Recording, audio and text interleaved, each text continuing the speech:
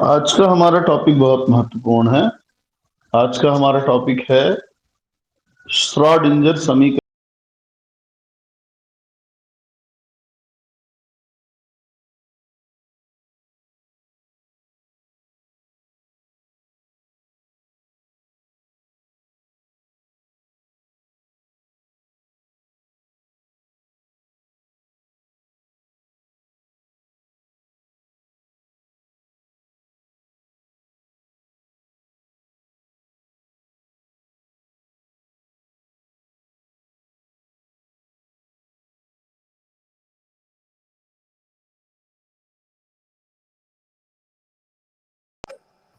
एक minute.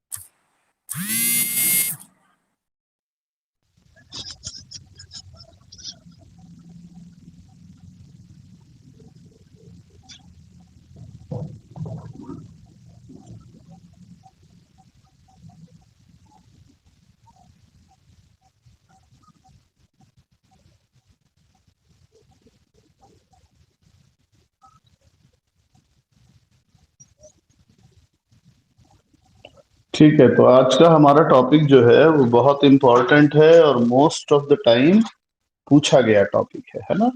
Schrodinger समीकरण।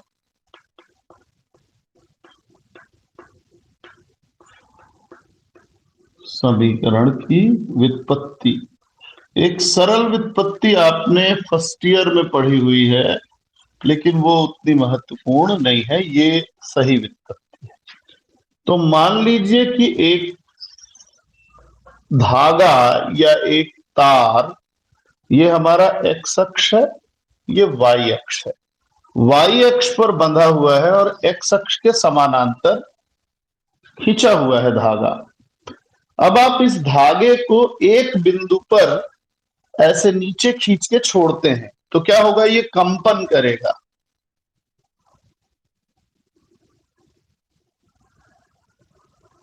और कंपन का आयाम धीरे धीरे क्या होता जाएगा? घटता जाएगा।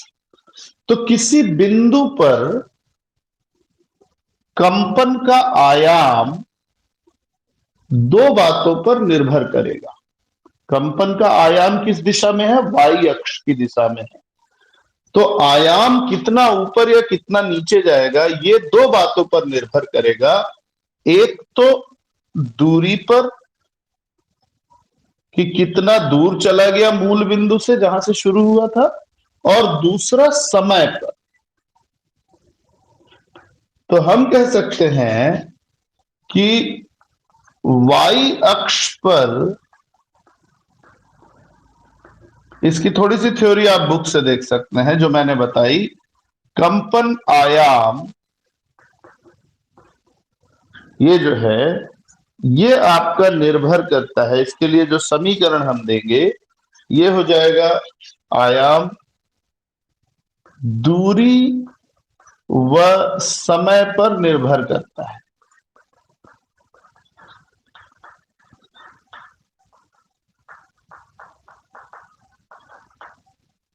अतः समीकरण दिया गया del square Y upon del x square बराबर दो चीजों पर 1/c² इंटू, इसके लिए del square Y upon del square t, sorry del T square हो सकता है। ठीक, अब देखिए इसमें एक मान x यानी दूरी पर निर्भर कर रहा है और दूसरा समय पर। समय के साथ भी मान घटता है और ये, और दोनों एक ही बिंदु पर एक बराबर होंगे। ठीक है, तो अब हम यहां पर फिर से देखेंगे कि जहां c क्या है, तरंग के संचरण का वेग, तरंग किस वेग से गति कर रहा है। तो नॉर्मली तरंग जो भी होता है, विद्युत चुंबकीय तरंग अगर है तो वो हमेशा प्रकाश के वेग से गति करता है। तो उपरोक्त दोनों समीकरण में तरंग का आयाम y जो है वो निर्भर करता है कि समय और दूरी पर। तो इसलिए हम इसको लिख सकते हैं कि y फलन है x का गुणा फलन है समय का। चलेगा, है ना? इसी वाक्य को हमने लिख दिया, फलन है x का, फलन है समय का। इसके बाद अगर आप देखें कि टाइम के फलन के ऊपर हम बात करें, केवल फाई टी का मान अगर हम निकालना चाहें, मैं इसको समीकरण 1 और इसको समीकरण 2 ले लेता हूं। तो अगर समय आधारित मान की गणना करनी है तो उसका सूत्र फिजिक्स के लिए, फिजिक्स में है आपका कि चूंकि, मैं बहुत लंबा नहीं करूंगा इसको, फाई टी बराबर होता है a sin 2 pi nu T.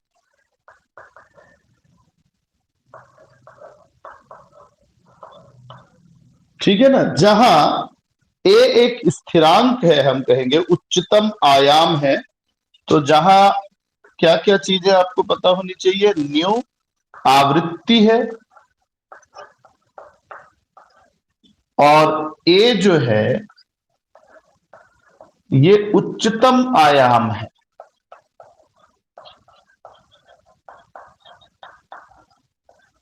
ठीक है ना, क्योंकि आयाम लगातार समय के साथ क्या होता जाएगा, कम होता जाएगा।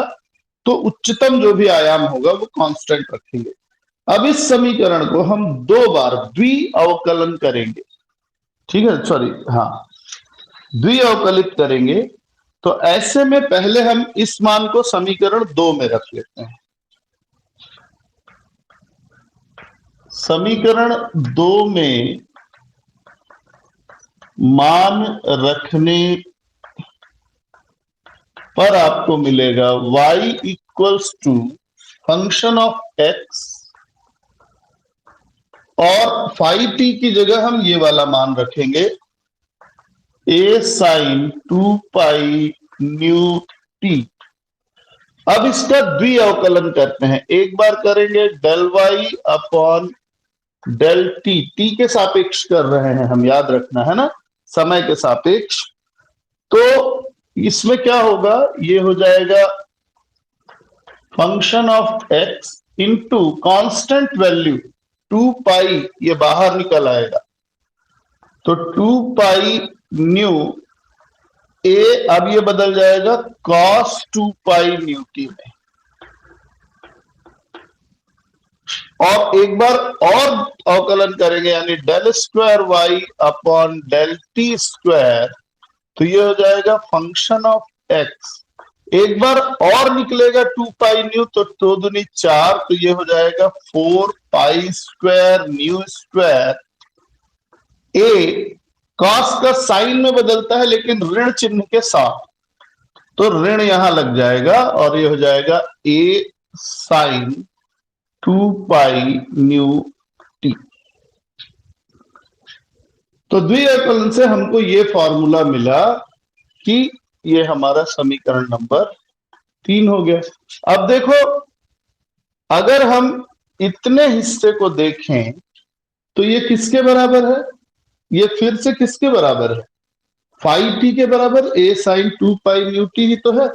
तो हम इसको लिख सकते हैं del square Y upon del T square equals to, minus आ जाएगा function of X into phi T, या आप लिखो 4 pi square nu square phi T, समीकरण नंबर 4।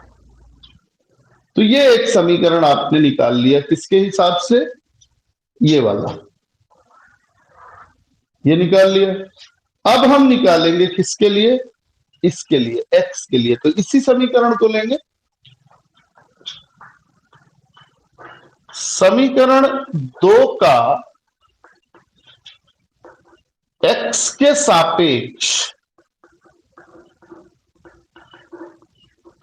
द्विअवकलन करने पर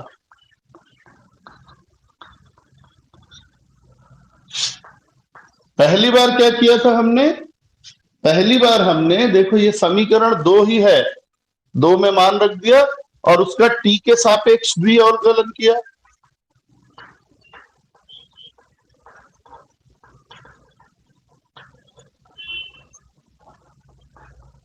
और अब हम इसी का क्या करना है? समीकरण 2 का x के सापेक्ष द्विअवकलन करेंगे। तो x के सापेक्ष जब आप द्विअवकलन करेंगे तो आपको मिल जाएगा यहां से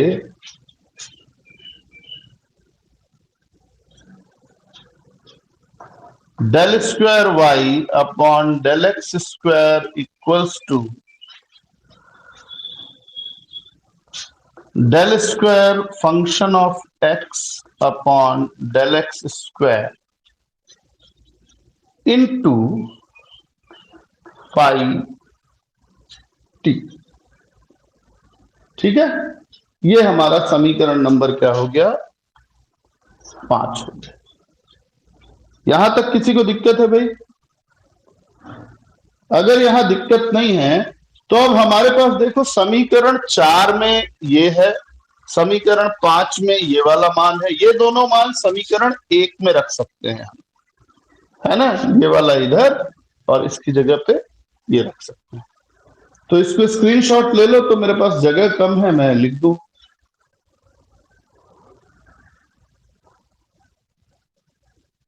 ठीक है, तो इसको लिखते हैं।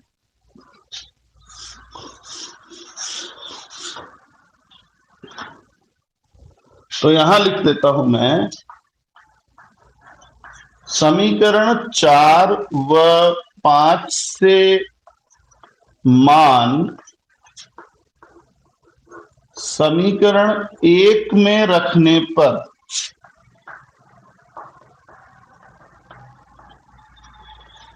तो इसकी जगह क्या रखाएगा? Del square function of x upon del x square into five T बराबर 1/c² की जगह यही रहेगा, गुणा माइनस में आ जाएगा ये माइनस फंक्शन ऑफ एक्स गुणा 4 pi square nu square phi t. ठीक है, तो ये फाई टी और फाई टी तो कट जाएगा आपका। अब आपके पास बचा del square function of x upon del x square equals to minus 4 pi square nu square upon C square into function of x. ठीक है ना? इतना ही बचा। ये समीकरण नंबर हमारा हो गया 6। चलिए, बहुत सारा हो गया। अब यहां क्या करते हैं हम कि समीकरण 6 जो है ये कंपन की एक दिशा यानी एक्स दिशा में, एक्स अक्ष की दिशा में तरंग की गति के लिए है। दूसरे शब्दों में यह समीकरण एक दिशा में तरंग की गति को निरूपित करता है। fx आयाम का फलन है तथा x किसी समय t पर इलेक्ट्रॉन की स्थिति है। उपयुक्त समीकरण को अगर हम तीनों दिशाओं के लिए लिखें, अब हम fx के स्थान पर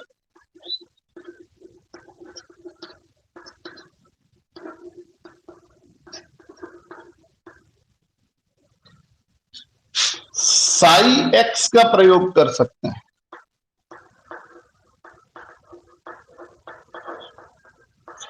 या साई का प्रयोग करेंगे, ठीक है, एक्स के लिए एक्स का प्रयोग करेंगे। तो फंक्शन ऑफ एक्स की जगह पे आप देखो यहां हो जाएगा del square psi upon del x square, ये एक्स अक्ष के लिए हुआ। ठीक, सिमिलरली मैं अलग अलग लिख देता हूं ताकि आपको कंफ्यूजन ना हो।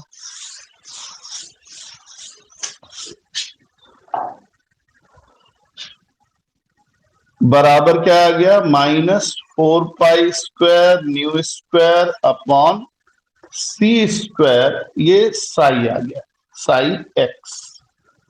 ये किसके लिए है, एक्स अक्ष पर तरंग की गति के लिए।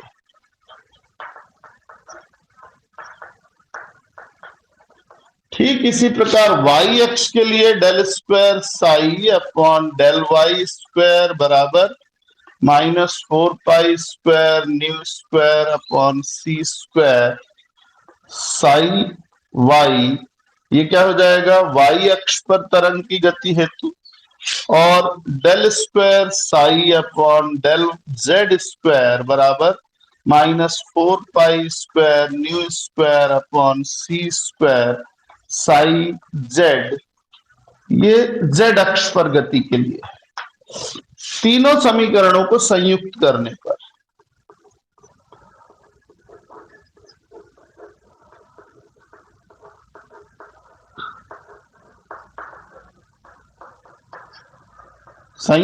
पर क्या मिलेगा, del square psi upon del x square plus del square psi upon del Y square plus del square psi upon del Z square बराबर -4 पाई स्क्वायर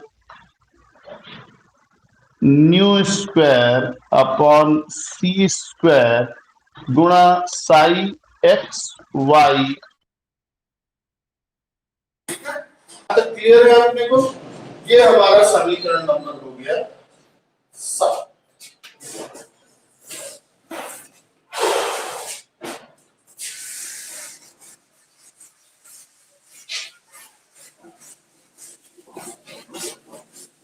अब इसमें से हम साई को यहां पे बाहर निकाल देंगे, तो बच क्या जाएगा, del square upon del x square plus del square upon del Y square plus del square upon del Z square psi बराबर -4 pi square nu square upon सी square psi x Y Z. आप चाहो तो सिर्फ साई लिखोगे तो भी चलेगा।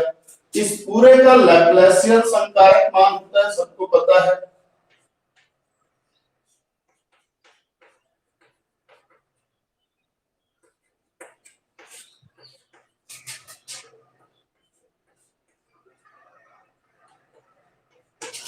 तो ये एक समीकरण हमारा बना, ये श्रोडिंगर समीकरण नहीं है, ध्यान रखना ना। ये एक समीकरण, इंपॉर्टेंट समीकरण हमारा पहुंच गए हम यहाँ पे। तो अब जरा सा इसमें भी हम एक चेंज लाएंगे। क्या लाएंगे, हम जानते हैं और बिल्कुल जानते हैं, ठीक है ना, ये तुक्का वाला जानते हैं नहीं, हम जानते हैं कि न्यू बराबर होता है सी बटा लैम्डा, इसलिए न्यू स्क्वायर बराबर हो जाएगा सी स्क्वायर बटा लैम्डा स्क्वायर। यहाँ न्यू स्क्वायर की जगह मान रखो तो ये आ जाएगा डेल स्क्वायर साई बराबर -4 पाई स्क्वायर अपॉन सी स्क्वायर गुणा, इसकी जगह पे मैं रखता हूं c square upon lambda square गुणा psi x Y z. C square cut जाएगा, आपको मिलेगा डेल स्क्वायर साई बराबर -4 pi square upon lambda square psi x Y z. ये समीकरण नंबर 9 है।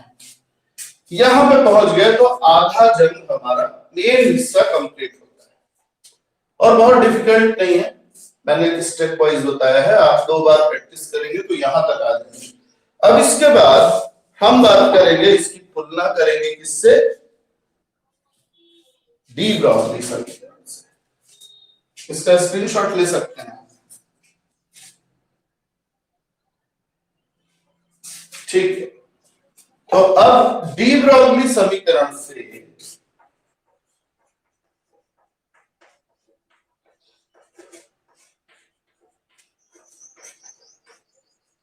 हमारे पास होता है lambda is equal to h upon m v या एच अपॉन पी लिखते हैं, पी संवेग के लिए होता है।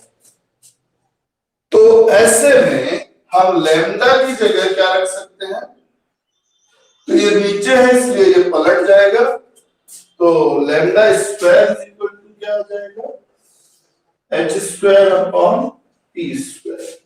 मान समीकरण 9 में रखते हैं।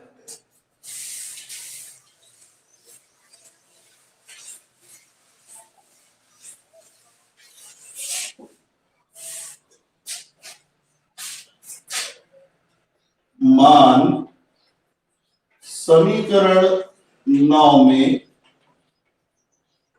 रखने पर देखिए क्या मिलता है, आपके पास है डेल स्क्वायर साई बराबर -4 पाई स्क्वायर इनटू, अब आपके पास नीचे लैम्डा स्क्वायर है, नीचे लैम्डा को पलट देंगे तो T square upon H square हो जाएगा, साई एक्स वाई जेड। ठीक है, ये एक बढ़िया समीकरण हमको मिल गया हमारे काम का 10। इसके बाद अब हम किसी कण की संपूर्ण ऊर्जा के लिए समीकरण बनाएंगे।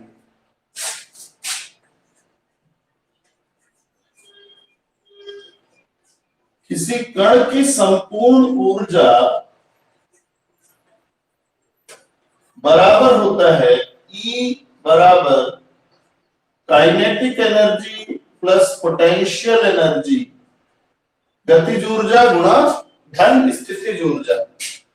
गतिज ऊर्जा का मान होता है 1/2 mv स्क्वायर और स्थितिज ऊर्जा को कैपिटल V से दर्शाते हैं।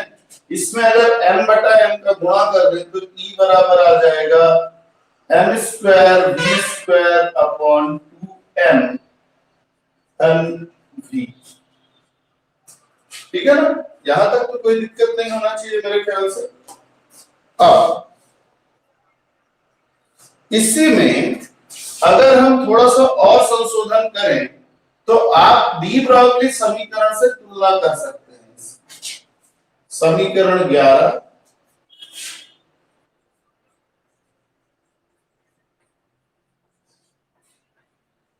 डी ब्रॉगली समीकरण lambda is equal to h upon m v या एम वी बराबर क्या हो जाता है, H upon lambda, sorry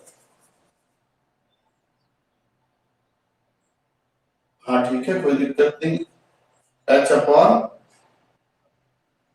lambda. तो एम वी की जगह आप पी संवेग यूज कर सकते हैं, p is equal to h upon lambda और पी स्क्वायर, चूंकि यहां एम स्क्वायर वी स्क्वायर है तो मैं यहाँ अगर चाहूं तो m square v square is equal to h square ये लिख दूं, तो यहाँ पे p square h square lambda square, यहीं पे बात खत्म हो जाएगी। तो अब हम इसको लिख सकते हैं m स्क्वायर v स्क्वायर बराबर p स्क्वायर लिखा जा सकता है। अभी तो खैर इसकी आवश्यकता नहीं है मेरा ख्याल है, तो अभी जरूरत पड़ेगी, ठीक है ना। तो हम इसको क्या लिख सकते हैं, तो हम इसको लिख सकते हैं E equals to p square upon 2m plus v। v को इधर ले जाइए तो E minus v equals to p square upon 2m। तो p स्क्वायर अपॉन 2m कहीं पे है हमारे पास, अच्छा p स्क्वायर है, तो ऐसा करते हैं इसको इधर ले जाते हैं। अब देखो p square is equal to क्या लिखा जा सकता है, e माइनस v गुणा 2m। ये समीकरण 12 हो गया। समीकरण 12 से p स्क्वायर का मान उठा के कहां रखेंगे हम, समीकरण 10।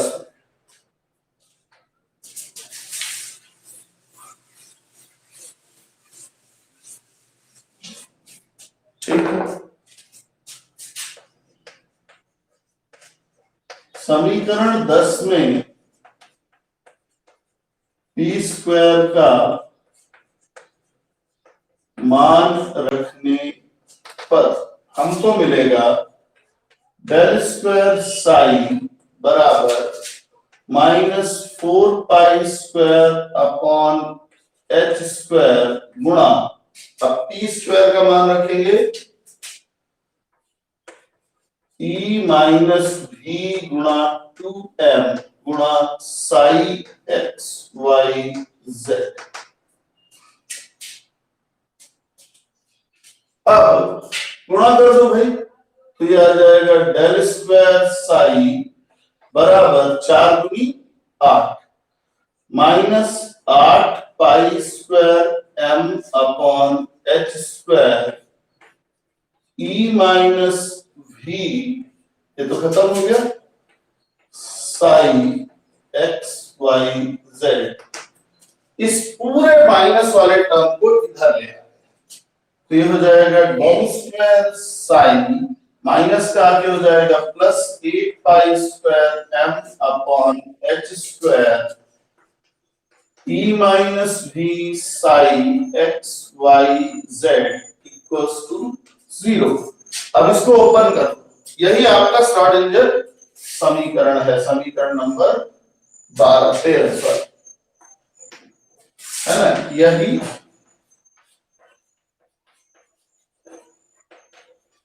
श्रोडिंगर समीकरण है। इसको ओपन करते हैं, डेल की जगह हम लिख सकते हैं del square psi upon del x square plus del square psi upon del Y square plus del square psi upon del Z square plus 8 pi square m upon h square e minus v psi equals to 0।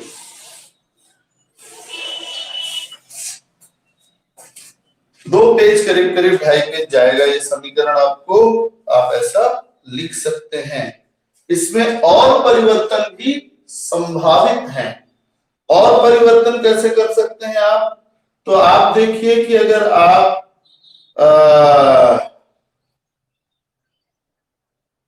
h upon 2 पाई लिखना चाहें,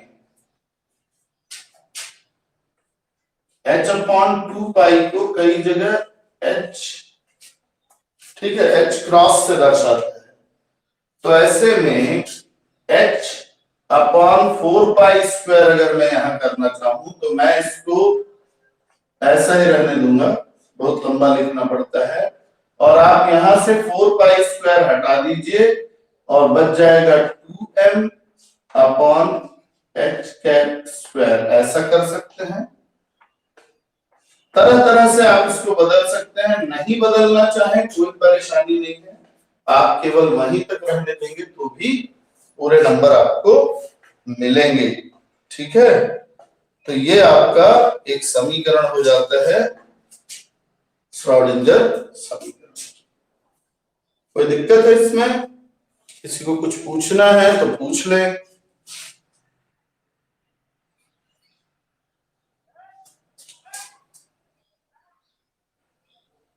कुछ पूछना है बेटा? Steps को बार बार follow करेंगे, एक बार बना के देखिए, अगर कोई दिक्कत होती है तो आप मेरे से क्रॉस कीजिए। ये बहुत बड़ा समीकरण है, अक्सर पूछा गया है, तो मैं आपको और ज्यादा इसमें नहीं घसीटूंगा कि आप बहुत ज्यादा और पढ़ लें। इतना तैयार कर लीजिए, फिर इसके आगे हम और चीजों के बारे में बात करेंगे।